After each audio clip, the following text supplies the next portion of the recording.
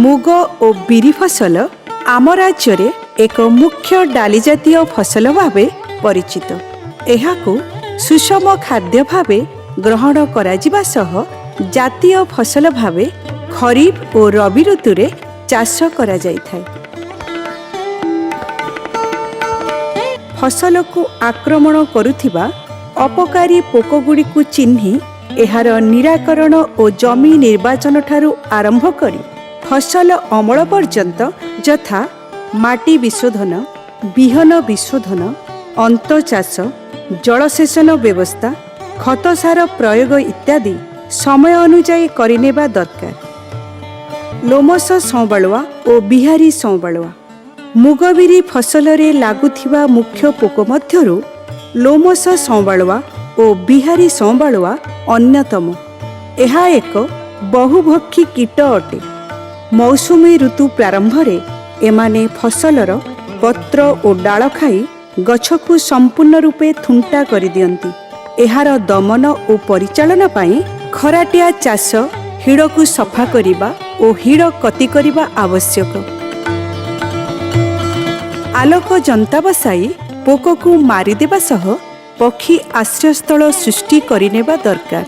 एथि सहित दरकार पड़िले क्लोरोपाइरिफस शतकड़ा 1.5 भाग और प्रोफेनफस शतकड़ा 50 भाग इसी मिसाई फसल रे प्रयोग करिनेबा उचित। जौ पोक विशेषतः एहा एक शोषक जातीय पोक। मुगबिरी फसल रे एमाने अधिक परिमाण रे लागिबा सह गछर कांड, पत्र, डेम्फ और छुई रे लागी रस शोषी खाई जांती। फल रे गछ गुड़िक दुर्बल हेबा सह पत्र हलदिया पड़ी जाए और दाना गुड़िक कणिया होई जाइथाय। एमानंक मल रे एक प्रकार फिंपी माड़ी गछर खाद्य रंधन प्रक्रिया रे बाधा सृष्टि करिबा सह पोकर आक्रमण द्वारा गछरे भूताणु जनित रोग सृष्टि होई गछ गुड़िक बढ़ी पारंती नाही। पत्रडिया पोक साधारणतः पत्रडिया पोक अति छोट और सबुज रंगर। उभय अर्भक और प्राप्तवयस्क पोक पत्रर तलभाग रे बसी रस शोषि नेबा द्वारा पत्रधार हलदिया पड़ी कप आकार रे होई जाए एवं पत्ररु क्रमागत भावे रस शोषिबा द्वारा पत्र सुखी झड़ी पड़े और गछ दुर्बल होई जाइथाय। धड़ा माछी मुख्यतः एमाने मुगबिरी फसल रे साहायवी रोग सृष्टि करिथांती।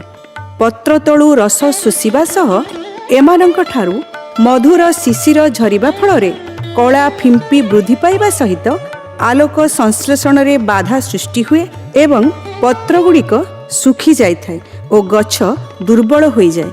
जौ पोक, पत्रडिया पोक और धड़ा माछीर दमन और परिचालना उपरे ध्यान देले जणा जाए। एकर प्रति 10 रु 15 हलदिया अठालिया जंता बसाई एमानंकु आकर्षित करी मारि दियंतु। खराटिया गहिरा चाष करंतु।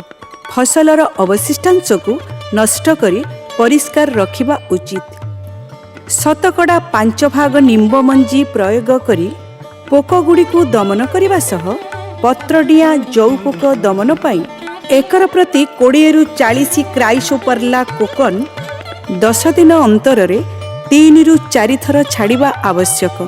हाँ, दरकार पड़िले प्रति लिटर पानी रे 2 मिलीलीटर डाइमिथोएट शतकड़ा 30 भाग इसी मिसाई सिंचन करिनेबा दरकार।